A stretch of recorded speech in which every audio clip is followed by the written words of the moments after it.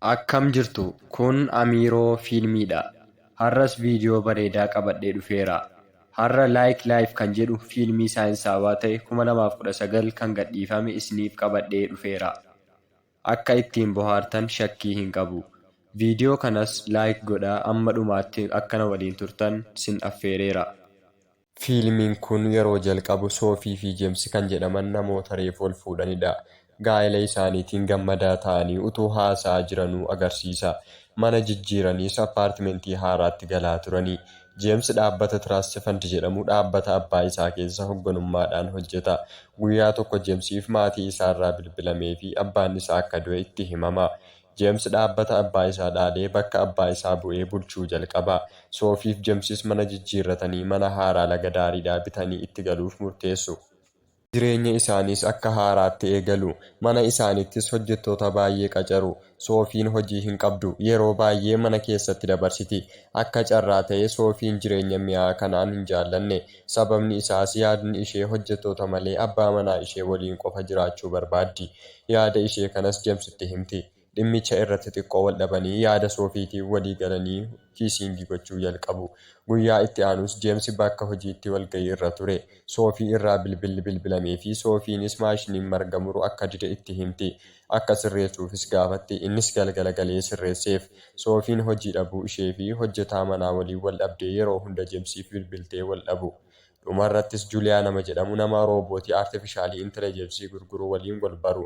Jeemsi roobootii durbaa akka bitanu gaafata. Isheen garuu mana ishee keessa isheen ala durbi akka galtu hin barbaaddu.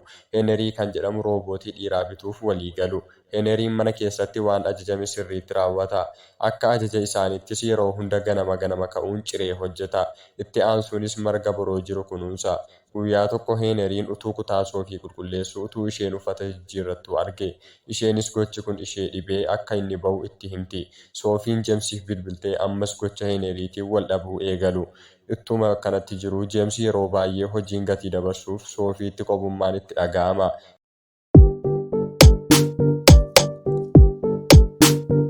Utuma akkanatti jiru Jeemsi yeroo baay'ee hojiin gatii dabarsuuf Soofiitti qobummaan dhaga'amaa jira.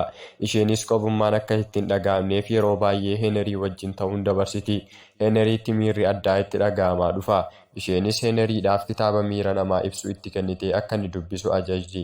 Kanaanis Heeneriin nama wajjin walii galuu akka danda'uuf aartifishaal intelligensii waan hojjetameef innis miira namaa hubataa dhufa.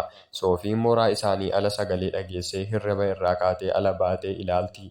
Heeneriin bakkee irra qullaa isaa rafee argiti. Innis haala hin beekamneen akka gara namaatti jijjiirame itti hima. Guyyaa itti aanus abbaa roobootii Juuliyaa bira deemuun kaleessa halkan waan Heenerii quunname gaafatti. Juuliyaanis kun kan ta'uu danda'e Heenerii miira namaa gatii bareef akka ta'e itti hima. Jeemsi yeroo gara manaatti deebi'u Heeneriin jijjiiramuu isaatti Soofii qeeqa. Achumaan walitti dhufeenyi isaanii gara adda ba'uutti deema. Jeemsi hojiidhaa yeroo gara manaa galu xalayaa barreeffamee ture arge. Xalayaan kun yeroo isaan mana haaraatti galan Soofiin Jeemsiif jaalala qabdu xalayaa kanarratti kan ibsiti ture. Innis shaamaa qabsiisee dhiifama gaafachuuf yaada garuu haala nama gaddisiisuun dhiifama isaa fudhachuu hin dandeenye. Guyyaa tokko galgala Heenerii waan hundayyuu akka gochuu danda'uu fi akka namaatti miira akka qabuu fi kanarra darbees walqunnamtii saalaa raawwachuu akka danda'u itti hima. Soofiinis abjuudhaan Heenerii yeroo inni woormaappii godhuu fi dhungatu agarti. Irra darbees utuu waliin rafanii abjuun argite. Ganama Jeemsi yeroo inni hojiif deemu balbala kutaa ishee banaatti dhiiftee abjuu ishee galgalaa yaadataa of gammachiifti. Guyyaa itti aanus Jeemsi maskootii irraan Heenerii fi Soofiin bakka bishaan daakan utuu isaan taa'anii arge. Walitti siquu isaaniitti hinaafee Juuliyaa bira deemuun Heeneriitti akka fala barbaadu itti hima. Juuliyaanis amalli Heenerii amanamaa ta'uu fi waan ajajame akka raawwatu itti hima. Jeemsi gara manaa deemuun walitti dhufeenya haadha manaa isaa waliin qabu akka dhaabu itti hima. Soofiinis waan Jeemsi godhe kanaan aartee lamaan isaaniiyyuu wal loluu eegalu. Soofiinis guyyaa itti aanu akka manaa deemtu itti himti. Haala kanaan itti fufee Jeemsi dhanna dhiqataa ture. Heenerii waames akka inni waan areeda aadu fiduuf gaafata. Heeneriinis qullaa isaa dhufa. Akka tasaa Heeneriin Jeemsiin kiisiingii gochuu jalqaba. Guyyaa itti aanu Jeemsi Heeneriidhaaf bilbilee walitti dhufeenya isaanii akka haaromsan gaafata. Isheenis Heenerii arguudhaaf dhokattee dhufte. Heeneriinis akka jaallatuu fi maasaajii fi dhungachuu isaatiin bita itti gale. Akka tasaa Jeems yeroo inni gara manaa dhufu Soofiin isa waliin haasa'uuf akka gara manaa dhufte itti himti. Innis Heenerii kabalee chaarjerii roobootii addaan kuta. Guyyaa itti aanu ganama Jeemsiif Soofiin Juuliyaa eegaa turani. Garuu abbaan roobootii Juuliyaan dhufuu waan hin dandeenyeef Jeems gara hojii deeme.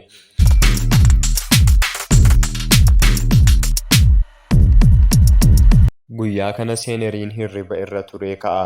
Innis chaarjiin isaa akka irraa cite itti hime. Erga isheen manaa baatee waan uumame hunda itti hime.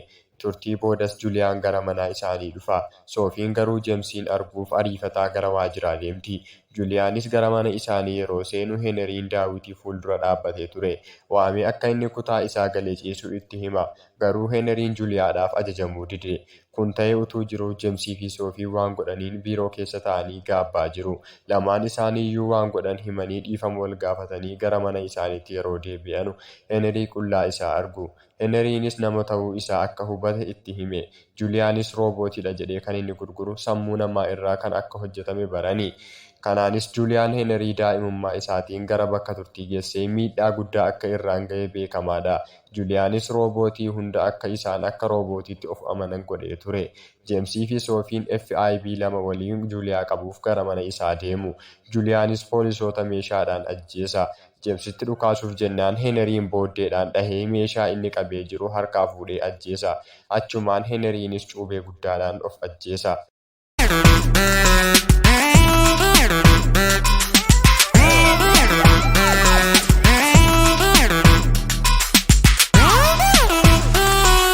Fiilmiin kunis waggaa 5 booda gara fuulduraatti nu geesse. Jeemsii fi Soofiin mucaa daa'ima Heenerii jedhamutti utuu isaan taphatanii nu agarsiisa. Heeneriin mucaa isaaniiti. Innis maaliif akka Heenerii jedhame gaafa guddatu akka itti himan haasa'aa turani. Fiilmiin kunis asuma irratti dhuma. Fiilmii kanaan akka bohaaraa turtan shakkii hin qabu. Chaanaalii keenyaaf haaraa warri taatan sabskiraayib gochuu hin dagatinaa. Yaada yoo qabaattan koomentii irra nuuf kaa'a. Viidiyoo biraatiin amma walitti deebinutti yeroo gaarii.